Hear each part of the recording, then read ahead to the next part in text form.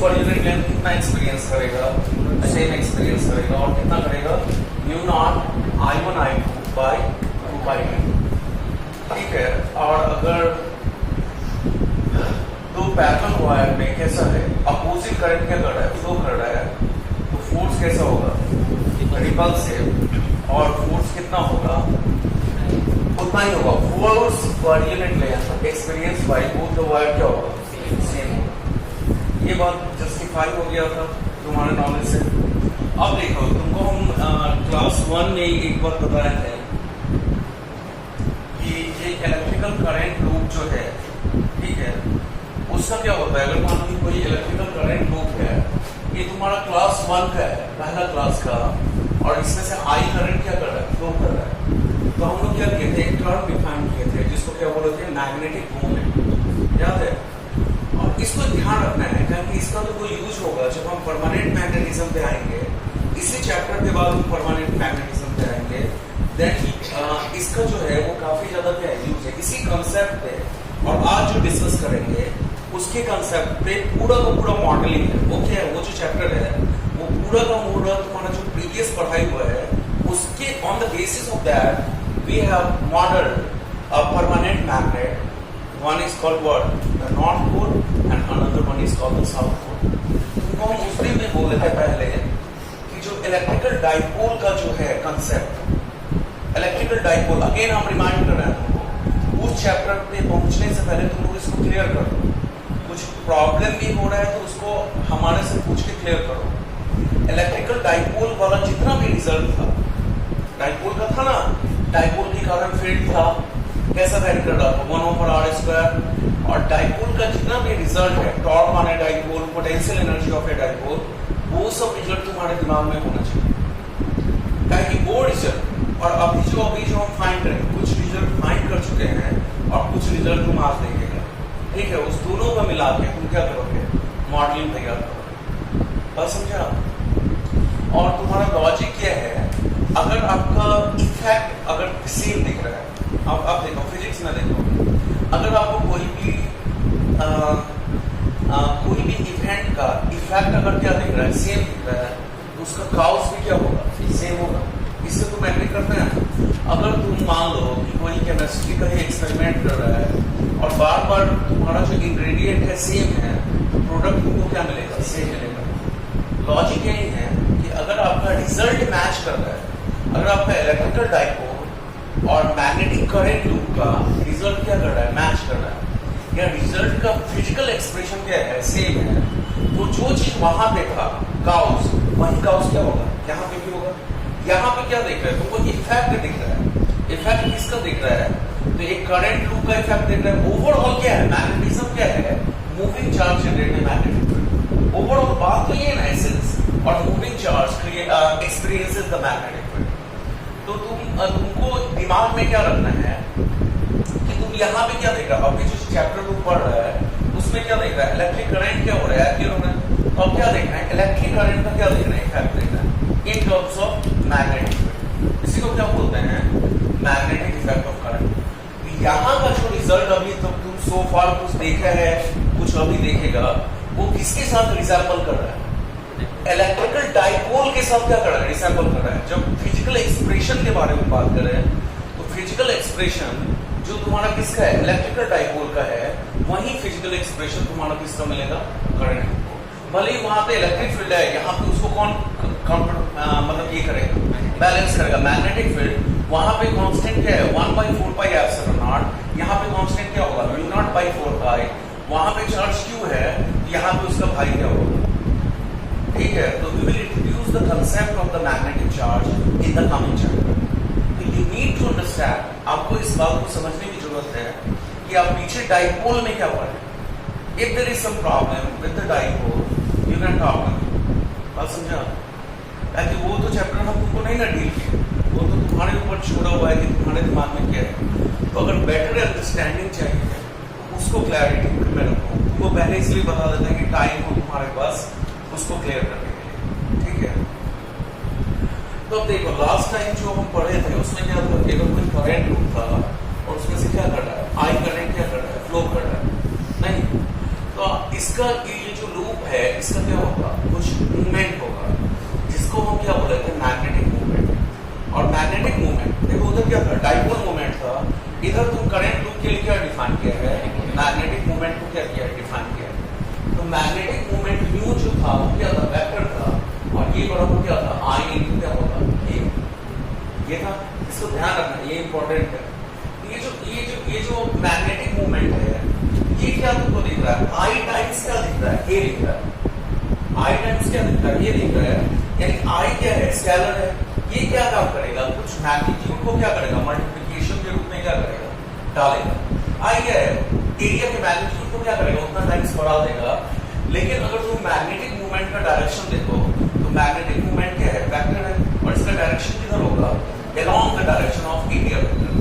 और area vector का direction current loop में कैसे फाइंड करना है, I have already told you कि sweep your finger along the direction of current and the thumb will point along the direction of area vector। ऐसा हम तुमको बोले। कहने का मतलब है एक करंट लूप के पास क्या होगा, एक मैग्नेटिक क्या होगा, मूवमेंट होगा, और मूवमेंट किसके बराबर होगा, तो आई इनको क्या होगा, ए के क्या होगा, बराबर होगा। ये बात क्लियर है। और लास्ट टाइम जो तुम फाइंड किया था, एक कर्व, एक सर्कुलर आर्क था, और वो क्या कर रहा था, आई करंट कैरी कर रहा था, और उसके कारण तुम क्या किया था, सेंटर पे मैग्नेटिक फील्ड को क्या किया था, फाइंड किया था। अब तुम्हारे पास जो एक्सप्रेशन था वो किस फॉर्म में था, जो हम तुमको बोले थे याद रखने के लिए, वो क्या था, mu naught I by 4 pi R integration of what, d theta. और थीटा को आप गिवन कर्व पे क्या करोगे, घुमाओगे। और ये किसके लिए एप्लीकेबल था, जब आप कहां पे हो, आप जब सेंटर ऑफ द क्या करना है, कर्व पे आपको क्या करना है, मैग्नेटिक फील्ड को क्या करना है, फाइंड करना है। ये था ना। और इस बात को तुम जस्टिफाई नहीं किया था अपने बुक में, तुम्हारे पास है, तुम रिजल्ट को मैच कर सकते हैं। तुम हाफ सेमी सर्कुलर लूप के लिए क्या किया था, मैग्नेटिक फील्ड फाइंड किया था एट द सेंटर, और पूरी सर्कुलर लूप के लिए मैग्नेटिक फील्ड क्या किया था, फाइंड किया था। और सर्कुलर लूप के लिए मैग्नेटिक फील्ड कितना आया था, mu naught I by 2 into R. R क्या था, radius of the circular loop. अरे तो ये जो सेंटर है, ये जो सेंटर है, ये तुम्हारा क्या है, एक स्पेशल पॉइंट है for the loop.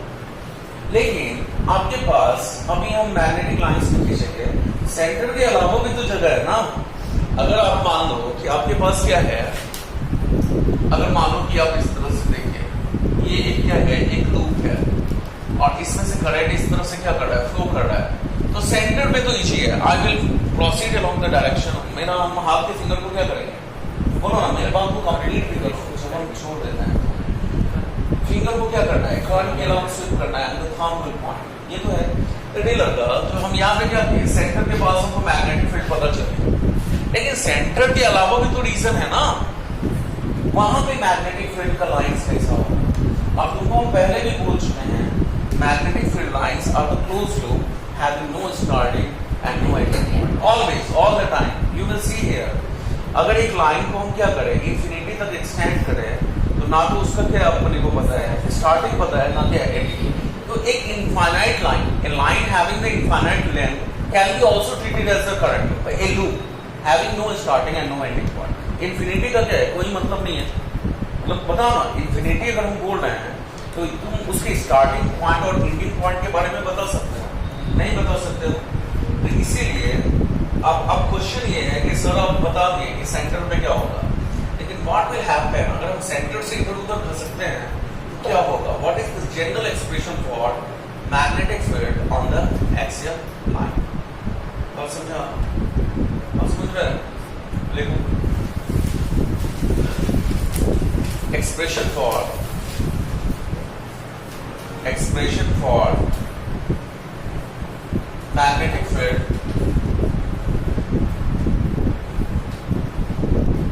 expression for magnetic field due to a current loop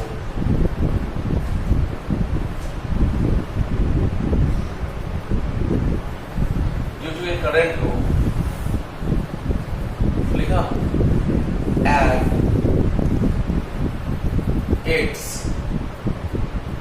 axial point, at its axial point अब देखो, अब तुम लोग लिखना अपना मन करो, अब इसको समझ लो।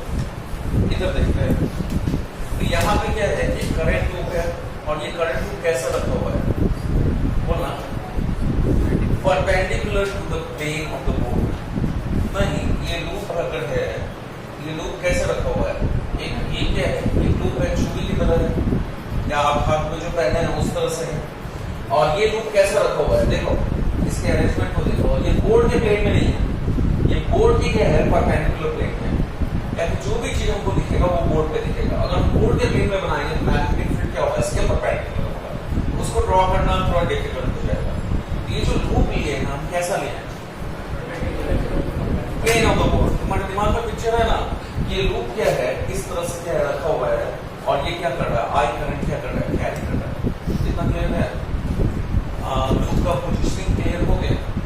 अब अपने को क्या करना है, अपने को क्या करना है, फील्ड बताना है, और फील्ड बताना है एट द एक्सियल पॉइंट। अब देख, अब हम क्या कर लिए, एक पॉइंट ले लिए P, और कहां पे ले लिए, एक्सिस ना, बोल। और इसमें क्या कर रहा है, करंट घूम रहा है, यहाँ पे करंट ऐसे एंट्री करेगा, हाँ, और यहाँ पे करंट क्या होगा, ऐसे आएगा। तो करंट का डायरेक्शन क्लियर है दिमाग में। देखो ये मेरा हाथ दिख रहा है, ये लूप ऐसे है नहीं, और करंट कैसा बह रहा है, ऐसा बह रहा है। तो ऊपर वाले सेक्शन में करंट जो है वो बोर्ड के अंदर जा रहा है, ठीक है, और नीचे वाले सेक्शन में करंट जो है वो क्या हो रहा है, बोर्ड के बाहर आ रहा है। ये तुमको दिखा, तो तुम अगर मान लो कि तुमको क्या सिखाया गया, इसको कैसे बनाएगा, व्हाट इज द आइडिया, आप इसको कैसे सॉल्व करेंगे, पता है आपको कैसे पता चलता है इसमें लिखा है, इसको वेट करके पता चला है इसमें कितना है, कैसे पता करेंगे, बोलना।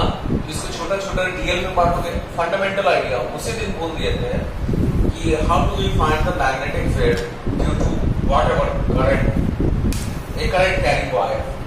तो आइडिया ये है कि अब उसको क्या करेंगे, छोटा छोटा मैग्नेटिक फील्ड में क्या करेंगे, सॉरी छोटा छोटा करंट एलिमेंट में क्या करेंगे, डिवाइड करेंगे।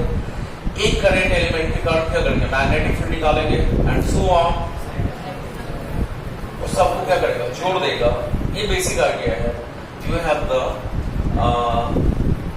Magnetic field at point P eight the axial point. तो अगर मान लो कि अगर लूप है, लूप का कुछ ना कुछ क्या होगा, रेडियस होगा, रेडियस कितना लेगा, R ले रहे हैं, और ये जो पॉइंट P है ये इसके एक्सिस पे है, ये पॉइंट P कहाँ पे लाई कर रहा है, इसके एक्सिस पे लाई कर रहा है, और इसका यहाँ से भी कुछ दूरी होगा, और दूरी हम कितना ले रहे हैं, A ले रहे हैं, कोई दिक्कत तो नहीं है ना। और ये जो दो चीज है, करंट इन द लूप, ये क्या है, फिक्स है, बोल, the radius of the loop, ये भी क्या है, फिक्स है। हम जो भी लूप लेंगे उसका रेडियस हमको क्या होगा, गिवन होगा, और उस पॉइंट का जो लोकेशन है वो भी क्या है, फिक्स है, और वो लोकेशन इस प्रॉब्लम में कितना दिया हुआ है, ये दिया हुआ है। हम चाहते हैं इस लूप को बना ही डालो।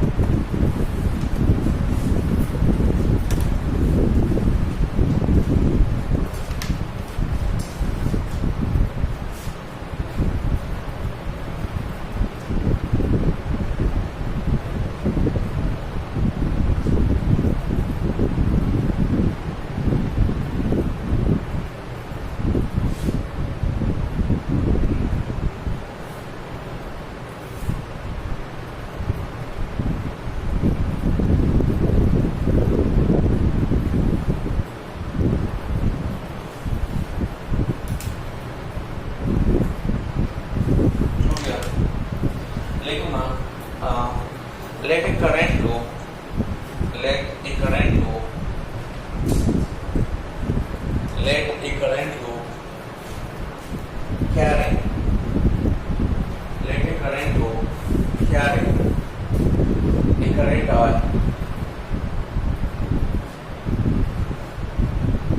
having radius R, having radius R.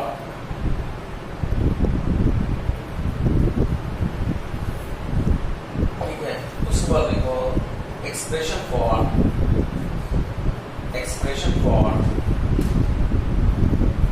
expression for magnetic field,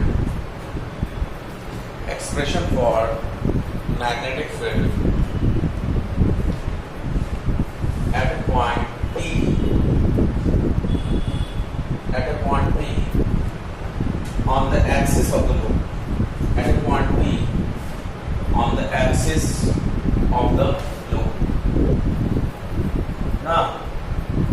on the axis of the cone at a distance a from the center, at a distance a, at a distance a from the center,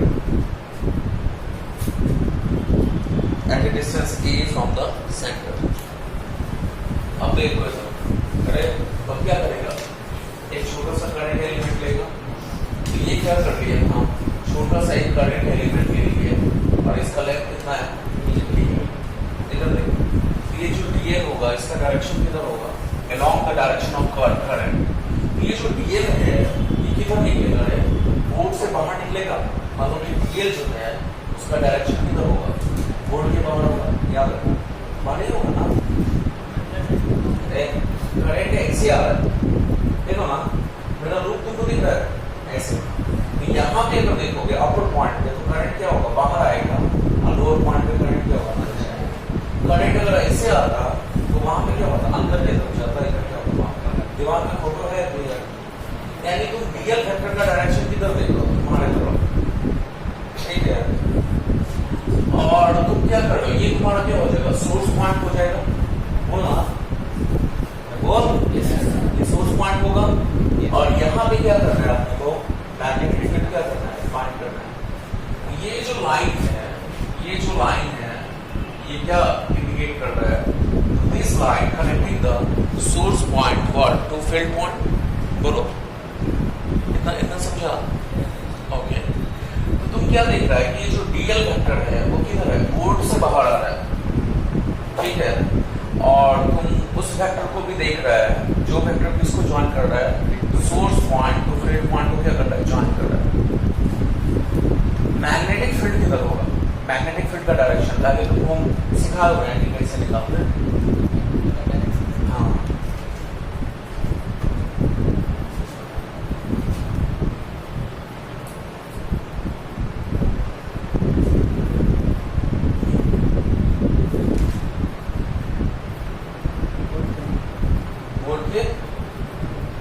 board के अंदर होगा, हाँ?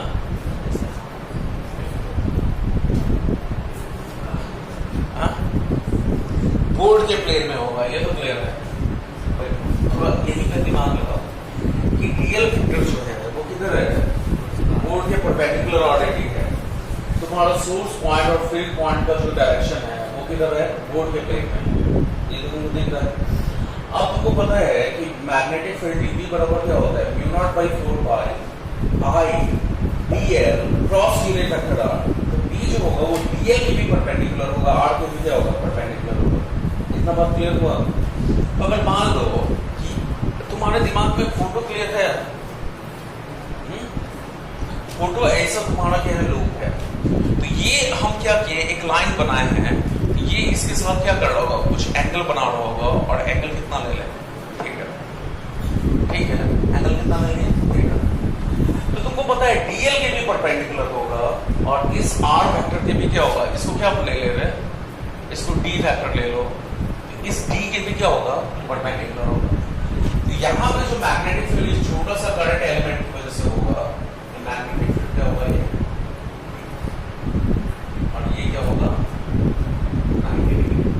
कोई भी plane, कोई भी DL अगर इस प्लेन के परपेंडिकुलर है, डीएल का डायरेक्शन किधर है, देख लें, डीएल का डायरेक्शन किधर है, इस तरफ है, और आर का डायरेक्शन ये है, ये जो डीबी है इस डीएल के भी परपेंडिकुलर है, और इस डी के भी परपेंडिकुलर है, ये भी क्या होगा, इस डायरेक्शन में, तो बोर्ड के प्लेन में दिख रहा है, बोलो। और ये जो डीबी है ये सोर्स पॉइंट और फील्ड पॉइंट को जो कनेक्ट कर रहा है, इस वेक्टर के भी परपेंडिकुलर दिख रहा है, और तुम्हारा डीएल वेक्टर के भी परपेंडिकुलर दिख रहा है, और क्लियर हो, बोल, ओके। वो ये एंगल थीटा है, ये भी एंगल कितना होगा, थीटा होगा। तुमको हम कई बार सिखाए गए हैं, और कॉम्प्लेक्स सिचुएशन में अगर दो लाइंस के बीच में एंगल कितना हो, थीटा हो, उसके परपेंडिकुलर लाइंस के बीच का एंगल क्या होता है, थीटा। तुम देख सकते हैं कि ये दो फीमेल लाइन के बीच का एंगल कितना होगा, थीटा। ये कैसा लाइन है, तुम समझो बात को, ये मान लो कि इस तरह से लूप है, ठीक है, परपेंडिकुलर टू प्लेन, और ये ऐसे कनेक्ट हुआ है, ये एंगल क्या है, थीटा। समझा, तो इतना क्लियर हो गया रे। के केस में प्रत्येक डीएल का एक भाई मिलेगा तुमको उसके सामने में, बोलना इस बात को समझ रहा है क्या कहना है। अगर मान लो लूप है तो इसके सामने का डीएल एक यहाँ पे मिलेगा, इसके सामने का डीएल एक यहाँ पे मिलेगा, यानी प्रत्येक जो डीएल रहेगा उसके जस्ट सामने में एक तुमको क्या मिलेगा, डीएल मिलेगा, ताकि सर्कुलर लूप है। अरे बोलो, सर्कुलर लूप में क्या होगा, एक डीएल अगर ऊपर लिया दूसरा इसका भाई, इसका क्या मिलेगा, नीचे मिलेगा। और इसमें क्या होगा, जो डीएल का डायरेक्शन होगा वो किधर होगा, बोर्ड के अंदर की तरफ होगा। बोलो, तो ये पार्ट भी क्या करेगा, यहाँ पे मैग्नेटिक फील्ड क्या करेगा, प्रोड्यूस करेगा। ये जो लाइन हो गया ये किसको कनेक्ट कर रहा है, source point two field point को क्या कर रहा है, कनेक्ट कर रहा है। और इसके कारण जो यहाँ पे मैग्नेटिक फील्ड होगा वो क्या होगा, इस तरह से होगा। बोलो, और ये एंगल कितना हो गया, हम काहे लिए हैं इसका भाई है तुमको पता चलेगा। यानी एक अगर डीएल लिए तो उसके सामने वाला भी क्या कर लिया, डीएल लिए, ठीक है। तो इसके कारण क्या किया, अपना अपना फील्ड प्रोड्यूस किया, डीबी डीबी। अब अगर देखो ये भी एंगल कितना होगा, थीटा, इधर कितना होगा डीबी कॉस थीटा, और इधर कितना होगा डीबी साइन थीटा। फिर तुम अगर इसको रिजॉल्व करो तो इधर क्या होगा, डीबी कॉस थीटा, और इधर क्या होगा डीबी साइन थीटा। तो तुम अगर देखो दो अगर आमने सामने का ले रहे हैं तो उसका साइन कंपोनेंट एक दूसरे को क्या कर रहा है, कैंसिल कर रहा है। यानी नेट मैग्नेटिक फील्ड में जो कंट्रीब्यूशन है एक डीएल एलिमेंट का वो कितना है, तो डीबी कॉस थीटा। एक सिंगल पार्ट का क्या कंट्रीब्यूशन है, तो डीबी कॉस थीटा। इस बात को समझा, इसीलिए हम एक काउंटर पार्ट लिए हैं। ऐसे ही करके तुम इसको छोटा छोटा डीएल में डिवाइड करोगे तो प्रत्येक का एक काउंटर पार्ट आएगा। यानी एक जो डीएल सेक्शन है उसका मैग्नेटिक फील्ड में कितना कंट्रीब्यूशन हुआ, तो डीबी कॉस थीटा। बात समझे, अरे बोल। तो the net magnetic field, the net magnetic field, तो आपको पता है कि एक सेक्शन का कितना कंट्रीब्यूशन है, डीबी कॉस थीटा कंट्रीब्यूशन है। तो आपको पता है कि टोटल मैग्नेटिक फील्ड, इसको दिख रहा है कि नहीं, ये कितना हो जाएगा रे, तो integration of total magnetic field कितना हो जाएगा, integration of DB cos theta हो जाएगा। बोलना टोटल मैग्नेटिक फील्ड, या इसको हम क्या बोले, इसको हम क्या बोल सकते हैं, बी नेट इक्वल टू क्या होगा, डीबी कॉस थीटा। ये बात समझा, कि एक जो करंट एलिमेंट है उसका मैग्नेटिक फील्ड में कितना कंट्रीब्यूशन आ रहा है, नॉट डीबी नहीं आ रहा है, डीबी आ रहा है। तो डीबी को आप क्या किए, दो पार्ट में रिजॉल्व किए, एक डीबी कॉस, दूसरा क्या हो गया डीबी साइन, और फिर उसका एक काउंटर पार्ट लिए भाई, तो उसमें भी क्या हुआ, डीबी कॉस डीबी साइन। तो आप क्या देखें कि दो जो काउंटर पार्ट ले रहा है उसका साइन कंपोनेंट क्या हो रहा है, कैंसिल हो रहा है। तो एक पार्ट का नेट कंट्रीब्यूशन कितना हो रहा है, डीबी कॉस। तो प्रत्येक डीएल का जो नेट कंट्रीब्यूशन होगा वो कितना होगा, डीबी कॉस थीटा। तो टोटल मैग्नेटिक फील्ड कितना हो गया, integration of DB cos theta. बात समझा, ओके। अब अगर देखो तो B net is equal to कितना हो जाएगा, बोलना। तो B net is equal to क्या होगा, integration of what, DB cos theta. तो डीबी कितना है, तो डीबी किसके कारण, इस डीएल के कारण, बोलना। तो डीएल के कारण डीबी कितना हो जाएगा, तो mu naught by 4 pi I DL sine theta by क्या होगा, आर स्क्वायर, बोलना आर स्क्वायर डी स्क्वायर, ये ना होगा, बोलो ना। इसका दूरिया ना लोगे, बोलो। अब तुम देखो, इधर देखो, साइन थीटा नहीं लिखना चाहिए, इसको साइन फाई लिख दो, नहीं। और क्या बोलते हैं, बोलो बोलो बोलो बोलो। हाँ हाँ, सोर्स पॉइंट और फील्ड पॉइंट के बीच का डिस्टेंस, इसीलिए। और ये क्या होगा, और इनटू क्या लिखोगे, कॉस थीटा, नहीं ये ना होगा। अब तुम हमको बताओ ये फाई किसके किसके बीच का एंगल है, तो डीएल वेक्टर के बीच का एंगल और आर सोर्स पॉइंट और फील्ड पॉइंट के बीच का एंगल। तो डीएल किधर लाई कर रहा है, परपेंडिकुलर टू द बोर्ड, बोल रहे डीएल कितना कर रहा है, परपेंडिकुलर टू द बोर्ड, और सोर्स पॉइंट और फील्ड पॉइंट का है बोर्ड के लेंथ में, ये एंगल कितना होगा 90 डिग्री। तो ये कितना हो जाएगा, बी नेट कितना हो जाएगा, integration of mu naught by 4 pi I D L by D square into cos theta. ये आ गया, बोलो कितना हो गया, ये समझा है ना। अब अगर तुम देखो इस ट्रायंगल में तो इतना कितना कितना देखो, इसको स्टॉप कर दे, हाँ नहीं इतना देखो बेकार में चल रहा है। तो अब इसको फर्दर क्या करेंगे, देखो कॉस थीटा का वैल्यू क्या करना है, फाइंड करना है। यहां भी एक ट्रायंगल देखो, in the given triangle, in the given triangle cos theta is equal to कितना हो जाएगा रे, तो r by root over R square plus A square हो जाएगा। देखो ना b बाई क्या होता है h, ठीक है। अब अगर हम इसके वैल्यू को यहाँ पे क्या करें, प्लग इन करें, प्लग इन मतलब यहाँ पे डालें, तो बी नेट कितना हो गया, बोलना mu naught by 4 pi I D L, नीचे में क्या होगा डी स्क्वायर, तो डी स्क्वायर को क्या लिख सकते हो, R square plus A square लिख सकते हो, और कॉस थीटा कितना हो गया R by root over R square plus A square हो गया। देख रहे, अब तुम थोड़ा इसको देखो इस रिजल्ट में, तो कांस्टेंट टर्म को क्या करेंगे, बाहर कर लेंगे। तो ये कितना हो गया, mu naught by 4 pi constant है, आई इन द लूप भी क्या है कांस्टेंट है, नीचे में आर भी कांस्टेंट है, ए भी कांस्टेंट है, तो R square plus A square का पावर कितना हो जाएगा 3/2, अंदर में क्या होगा इंटीग्रेशन ऑफ डीएल हो जाएगा। बोलो अब अगर तुम पूरे डीएल को जोड़ोगे तो कितना आ जाएगा 2 पाई आर। अरे भैया डीएल कहां पे है, सर्कमफेरेंस पे है ना, तो पूरा अगर डीएल को जोड़ोगे तो circumference of the given loop क्या होगा, निकल जाएगा। तो अगर बी नेट को अगर देखो तो बी नेट कितना हो गया, mu naught by 4 pi I और बाय रूट ओवर कितना हो जाएगा R square plus A square का पावर कितना 3/2, और ये कितना हो जाएगा रे 2 पाई इंटू आर हो जाएगा। बोलो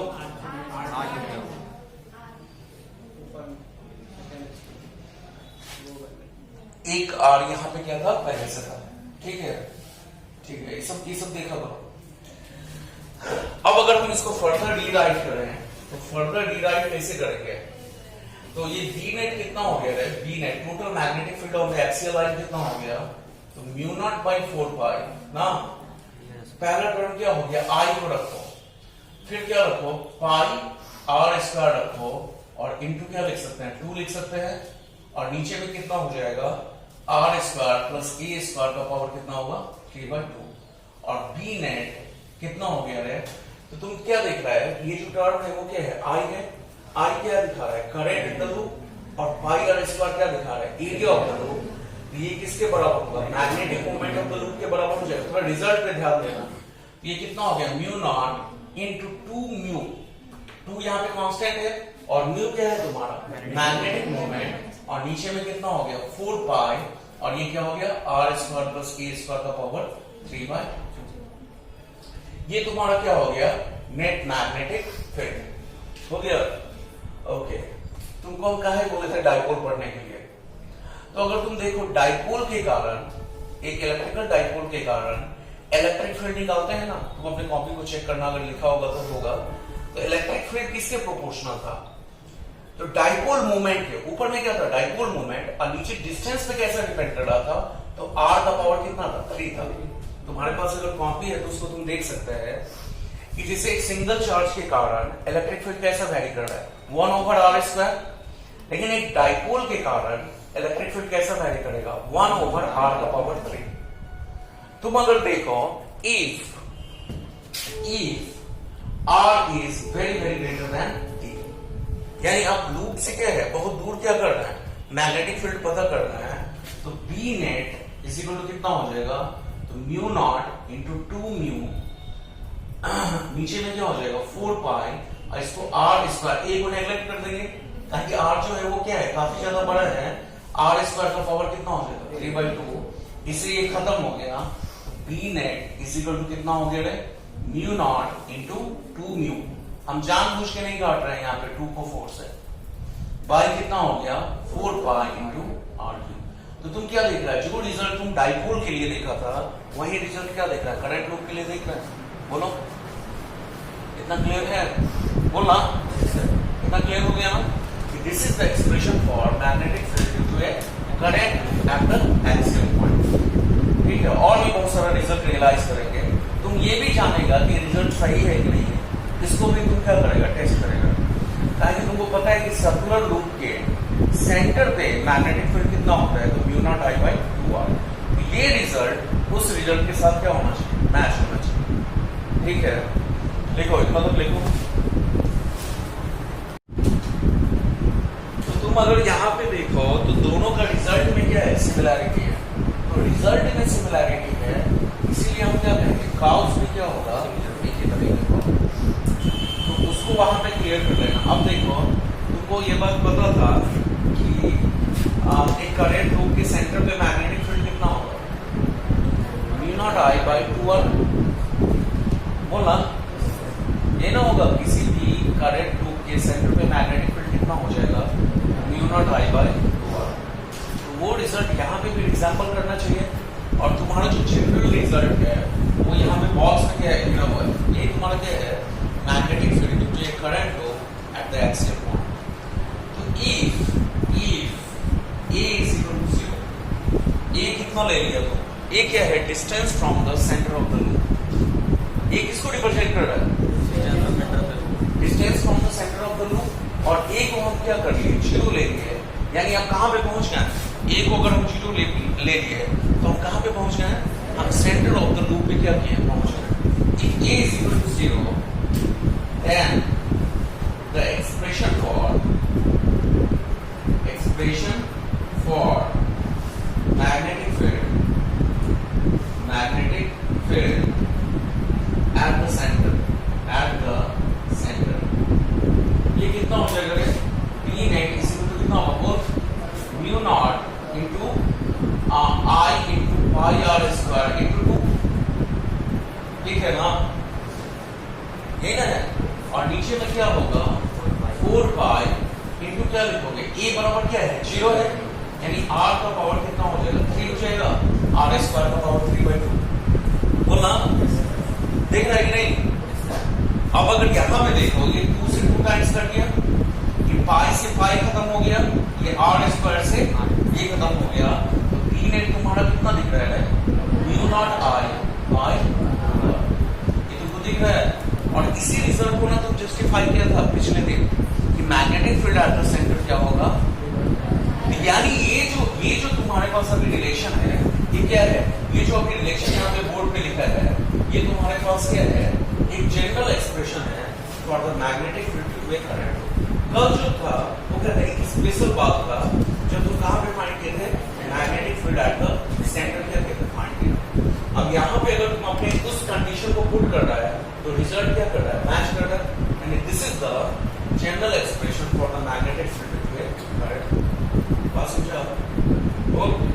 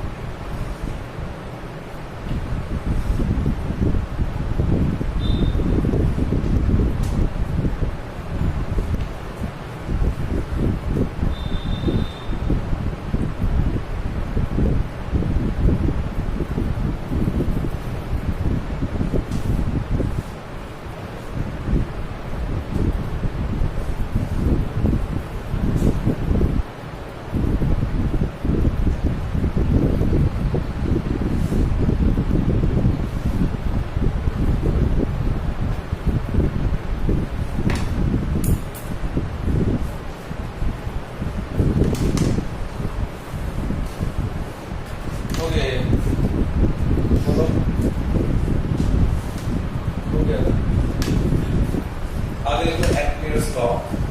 Ampere's law.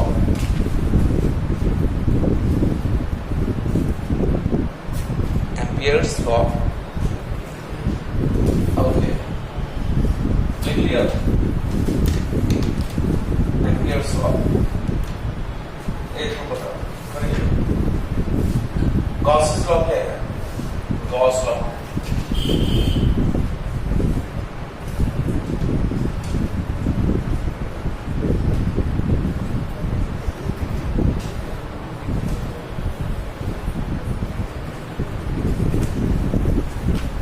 इधर देखो गॉस's लॉ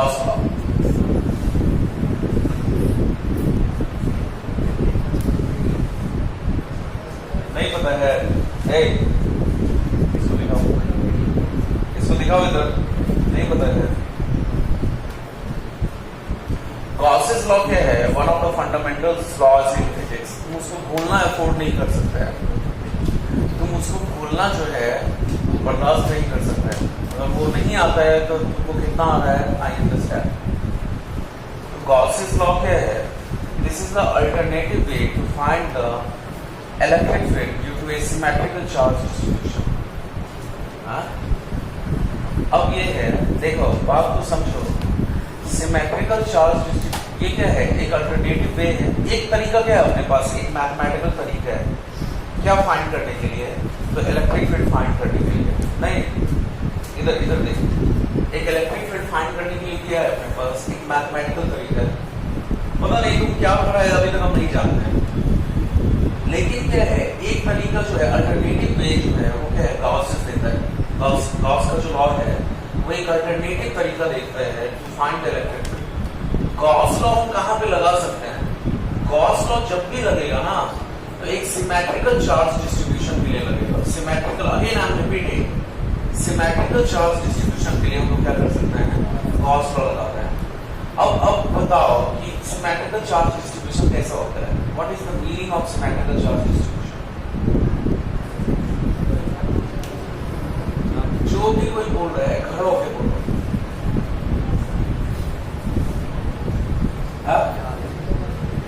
देखो सिमेट्रिकल का क्या मतलब हुआ है?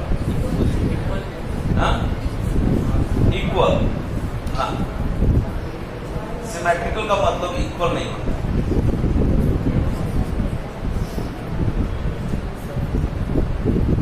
तुम बताओ तुमसे पूछना। हाँ, क्या लगता है? डोंट हेजिटेट, जो लगता है वो हमको बताओ। क्या बोलता है? सेलेक्टिव शेप, मतलब ये peculiar kind of shape. No. देखो हम तुमको बता रहे हैं, बैठो तुम इस बात को अपने से आइडेंटिफाई करना कि हम सही बोल रहे हैं कि नहीं, ताकि दुनिया में आप चीजों को आइडेंटिफाई कर सकते हैं। अगर मान लो कि हम अपने पास एक स्फीयर कंप्लीट स्फीयर, अब तुमको हम दिखाएं, अब फिर बोलेंगे आंख बंद करो, अब फिर हम स्फीयर के साथ कुछ नहीं कर रहे हैं, फिर से तुमको दिखाएं, अब तुमसे पूछे कि हम इसके साथ क्या किए, बताओ, बता पाएगा? नहीं बता पाएगा। इसको क्या बोलते हैं? सिमेट्री। अब अभी हम कब फिनिश नहीं है। अगर तुम्हारे पास एक इनफाइनाइट लाइन चार्ज डिस्ट्रीब्यूशन है, इनफाइनाइट, फिर से मेरी बात को गौर करना, इनफाइनाइट लाइन चार्ज डिस्ट्रीब्यूशन है, देखो ना ये क्या है? एक इनफाइनाइट चार्ज डिस्ट्रीब्यूशन है और इसमें क्या है? पॉजिटिव चार्ज क्या है? डिस्ट्रीब्यूटेड। यहाँ पे अगर किसी पर्टिकुलर पॉइंट पे P है और इस डिस्टेंस को तुम स्क्रॉल कर रहे हो, ये 3-4 पॉइंट हम तुम लिख के सामने में ले लिए हैं, तो अगर मान लो कि तुम यहाँ पे पहुंचोगे, ये पोजीशन और ये पोजीशन में चेंज है या सेम है?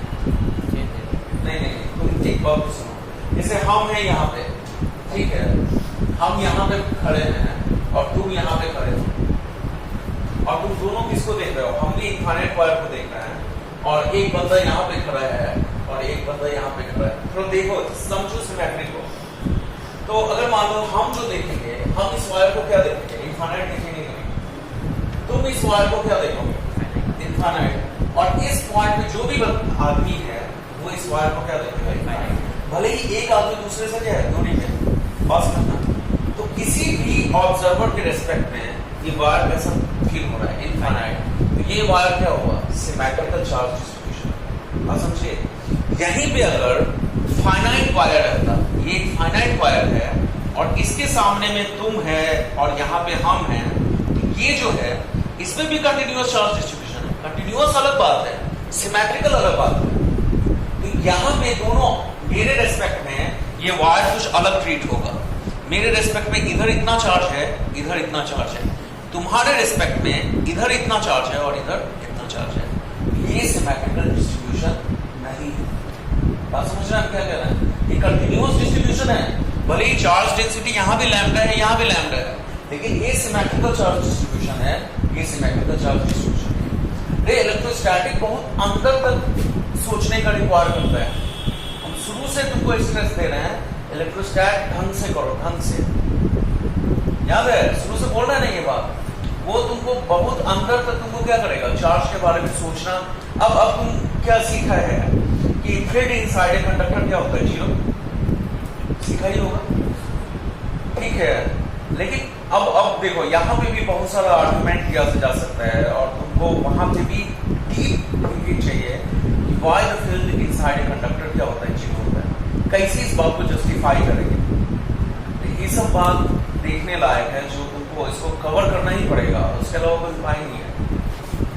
तो मेरे कहने का मतलब ये है कि सिमेट्रिकल चार्ज का पता चला, सिमेट्रिकल चार्ज डिस्ट्रीब्यूशन, तो हम गॉस लॉ पे थे। तो गॉस लॉ कब अप्लाई होगा, यहाँ पे अप्लाई कर सकते हो या यहाँ पे अप्लाई कर सकते हो। ऊपर वाले में क्या करेंगे, अप्लाई करेंगे।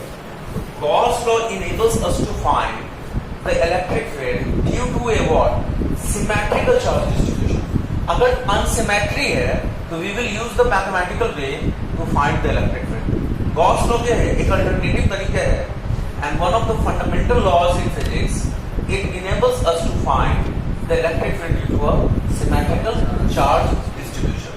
अगर चार्ज डिस्ट्रीब्यूशन एसिमेट्रिकल है तो वहां पे आप गॉस लॉ नहीं लगा सकते हैं। गॉस लॉ थोड़ा ढंग से पढ़ो, ठीक है। तो यहाँ पे जो भी हम अपने कॉपी पे लिखे हैं, तो वहां पे गॉस लॉ से हम क्या देखना है कि इलेक्ट्रिक फील्ड कैसे फाइंड किया जाता है, किसके वजह से, तो due to a symmetrical charge distribution. ये एम्पियर लॉ क्या बताएगा कि मैग्नेटिक फील्ड कैसे फाइंड करेंगे। तो इसका जो फॉर्म है ना वो सेम है। वहां पे क्या था तुम्हारे पास, integration of E dot D S बराबर क्या था, Q inside by epsilon naught. यहाँ पे क्या होगा, integration of B dot D L बराबर क्या होगा, म्यू नॉट टाइम्स इनटू आई।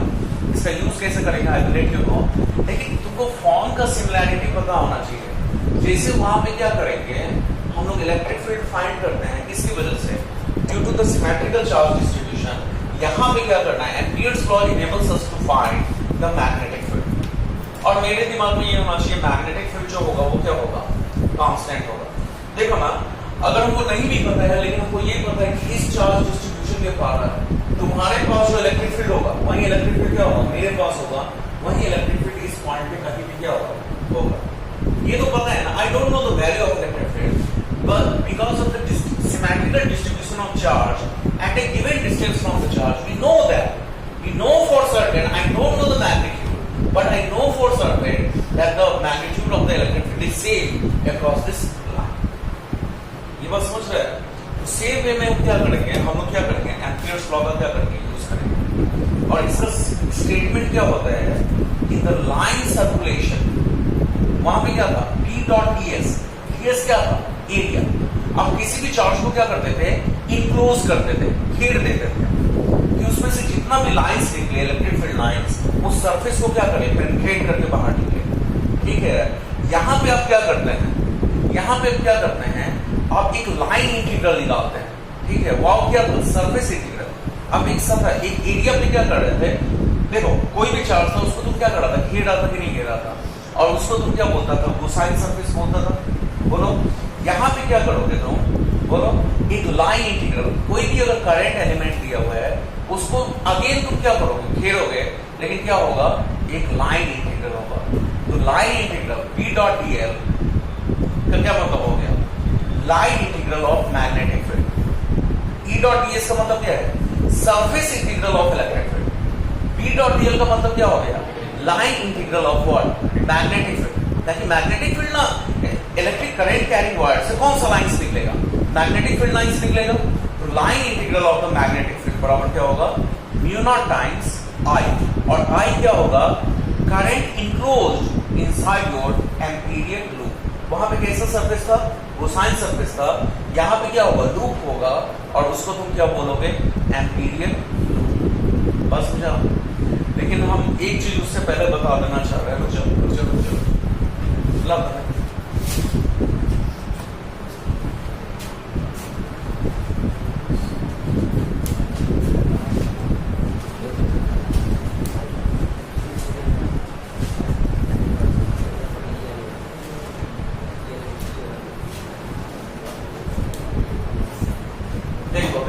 एक बात देखो, बी फील्ड लाइंस देखना। देखो अगर मान लो, देखो इसको तुमको थोड़ा सा एम्पियर को काटना पड़ेगा। बी फील्ड लाइंस देखो, पहले देख लो इसको। अगर मान लो एक लूप है, इसमें करंट क्या हो रहा है? इस तरह से बह रहा है, तो इसके सेंटर पे मैग्नेटिक फील्ड किधर होगा? किस तरह होगा? अरे बोल, ऐसे ही ना होगा। और ये कहां तक जाएगा? इंफिनिटी तक जाएगा। लेकिन सेंटर के अलावा मैग्नेटिक फील्ड, अभी हम बोले तो ना, वो लिखे नहीं है।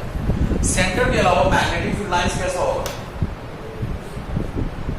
सेंटर के अलावा अगर हम देखें मैग्नेटिक फील्ड लाइंस क्या होगा? तुम थोड़ा एरो पे ध्यान रखना।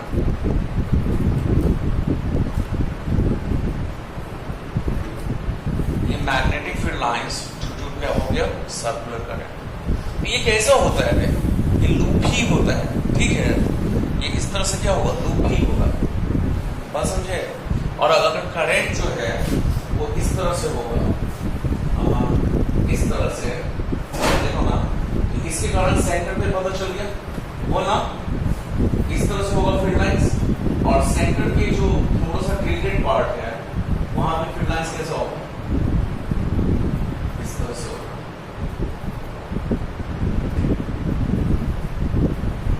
This is the field lines due to a current.